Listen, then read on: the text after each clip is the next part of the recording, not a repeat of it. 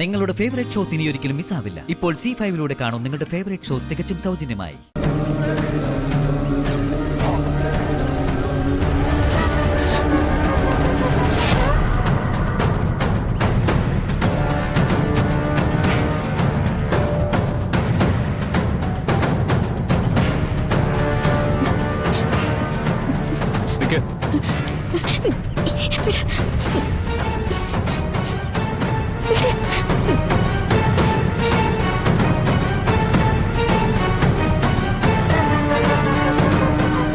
നീ പ്രിയങ്കയുടെ ചേച്ചിയാണെന്ന് ഇതുവരെ എന്നോട് എന്താ പറയായിരുന്നു?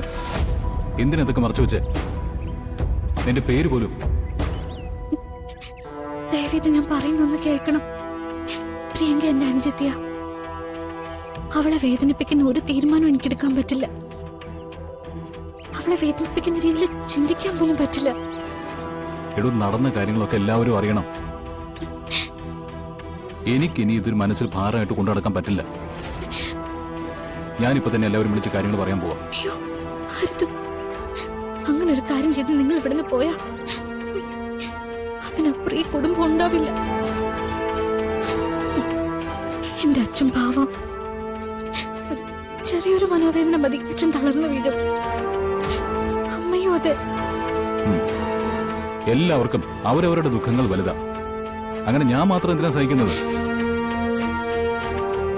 എല്ലാവരും കൂടി എന്നെ ചതിച്ചതല്ലേ?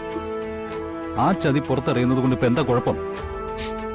ഇങ്ങനൊക്കെ ചോദിച്ച എനിക്ക് മറുപടി ഇല്ല. പക്ഷെ ഒരു കാര്യം ഞാൻ പറയാം. ഈ കുടുംബത്തിന്റെ നിലനിൽപ്പിന് വേണ്ടി ഞാൻ ഇല്ലാതാവേണ്ടത് അത്യാവശ്യമാണെങ്കിൽ ഞാനത് ചെയ്യും. എന്റെ അച്ഛനും അമ്മയും എനിക്ക് അത്രയ്ക്ക് ഇഷ്ടം. അത്രയ്ക്ക് കടപ്പാടുണ്ട് അവരോട്. രാധിക, സത്യത്തിൽ നമ്മൾ രണ്ടുപേരും ജീവിതം ഇല്ലാതാക്കാണ്. ഇഷ്ടമില്ലാത്ത ഒരുത്തിയുടെ കൂടെ ജീവിച്ച ഞാനും ഇഷ്ടമുള്ള ആളോടൊത്ത് ജീവിക്കാൻ പറ്റാതെ നീയും. എത്ര കാലം പറ്റും നിനക്ക്? ഞാൻ പറയുന്നൊന്ന് കേക്ക്. ആർക്കും ഒരു ബുദ്ധിമുട്ടും ഉണ്ടാവാത്ത രീതിയിൽ ഞാൻ പറഞ്ഞോളാം. തൽക്കാലം പ്രിയങ്കയും കൊണ്ട് ഇവിടുന്ന് പോ.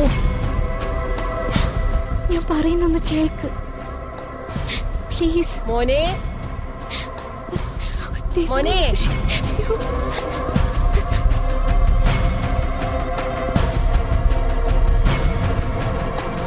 വരുൺ മോനെ, മോനെ.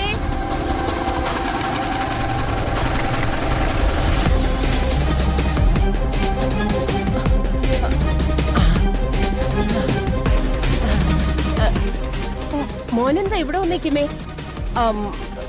ഇറങ്ങാറായില്ലേ? വാ വാ.